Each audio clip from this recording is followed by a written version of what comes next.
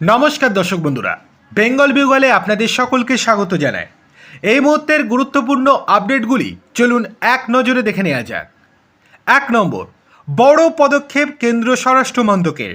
দেশে অবৈধ বসবাসকারীদের ধরে ধরে ফেরত পাঠানো হবে, আগেই বলেছিলেন কেন্দ্রীয় স্বরাষ্ট্রমন্ত্রী অমিত শাহজি। এবার বড় পদক্ষেপ কেন্দ্র সরকারের। আগামী বছরের মধ্যে দেশের সব রাজ্যের রাজধানীতে গড়ে উঠবে foreigners regional registration affairs office বা এফআরআরও। কিন্তু কেন এই অফিস এত গুরুত্বপূর্ণ?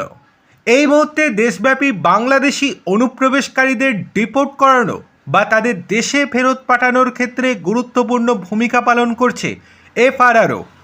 এবার প্রতিটি রাজ্যেই এই অফিস তৈরি করা হবে।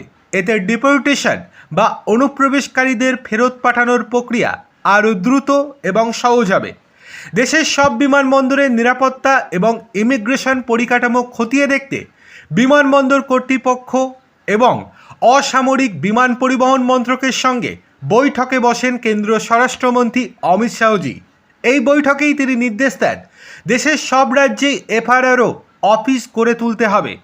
এই মুহূর্তে মাত্র 12টি জায়গায় রয়েছে এই অফিস। অধিকাংশ জায়গাতেই সংশ্লিষ্ট জেলার পুলিশ সুপার এফআরআরও অফিসারের ভূমিকা পালন করছেন। এই বৈঠকে বিমানবন্দরগুলির ইমিগ্রেশন পরিকাঠামো খতিয়ে দেখেন কেন্দ্রীয় স্বরাষ্ট্রমন্ত্রী।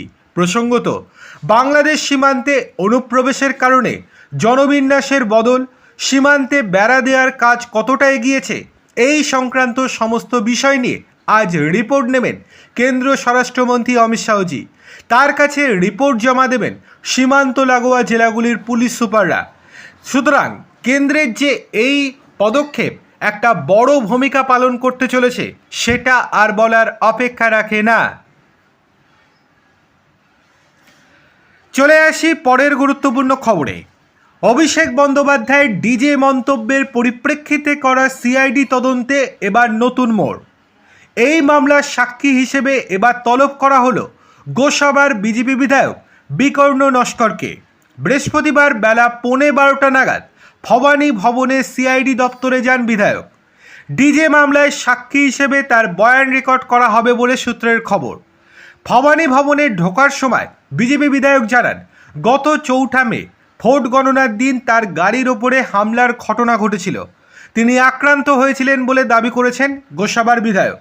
অভিষেক বন্দ্যোপাধ্যায়ের ডিজে মন্তব্যের জেরেই এই হামলা বলে মনে করেছেন তিনি। এই বিষয়ে বিস্তারিত তথ্য জানতে তার সঙ্গে সিআইডি কর্তারা কথা বলবেন বলে জানা গিয়েছে। এর আগে 2রা জুলাই তৃণমূল বহিষ্কৃত মুখপাত্র রিজু দত্তকে ডেকেছিল সিআইডি, আর এবার ওনাকে ডাকলো সিআইডি। চলে আসি পরের গুরুত্বপূর্ণ খবরে। 100 কোটি টাকার চিটফান্ড দুর্নীতির তদন্তে বড়সড় অভিযান চালালো এনফোর্সমেন্ট ডিরেক্টরেট অর্থাৎ ইডি। বৃহস্পতিবার দুর্গাপুর, রানাঘাট, হাওড়া সহ পশ্চিমবঙ্গের মোট 10টি জায়গায় একযোগে তল্লাশি চালান তদন্তকারীরা। ইডি সূত্রে জানা গিয়েছে, একটি চিটফান্ড সংস্থা সাধারণ মানুষের কাছ থেকে প্রায় 100 কোটি টাকা সংগ্রহ করেছিল। সেই বিপুল অর্থ কোথায় গিয়েছে, এই প্রতারণার সঙ্গে কোনো প্রভাবশালী ব্যক্তি বা চক্রের যোগ রয়েছে কিনা তাও খতিয়ে দেখা হচ্ছে। কবে থেকে এই চক্র কাজ করছে সেটাও দেখা হবে।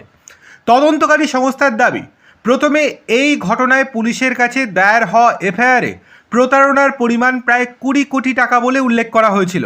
তবে তদন্তভার হাতে নেয়ার পর ইডির প্রাথমিক অনুসন্ধানে উঠে এসেছে আর্থিক তছরূপের পরিমাণ প্রায় 100 কোটি টাকায় পৌঁছাতে পারে, তার থেকে বেশিও হতে পারে। সেই সূত্র ধরেই আর্থিক লেনদেন, সম্পত্তির নথি এবং সম্ভাব্য অর্থ পাচারের দিকগুলি খতিয়ে দেখা হচ্ছে। তদন্তের স্বার্থে একাধিক নথি ও ডিজিটাল তথ্য বাজেয়াপ্ত করা হয়েছে বলে ইডি সূত্রের খবর।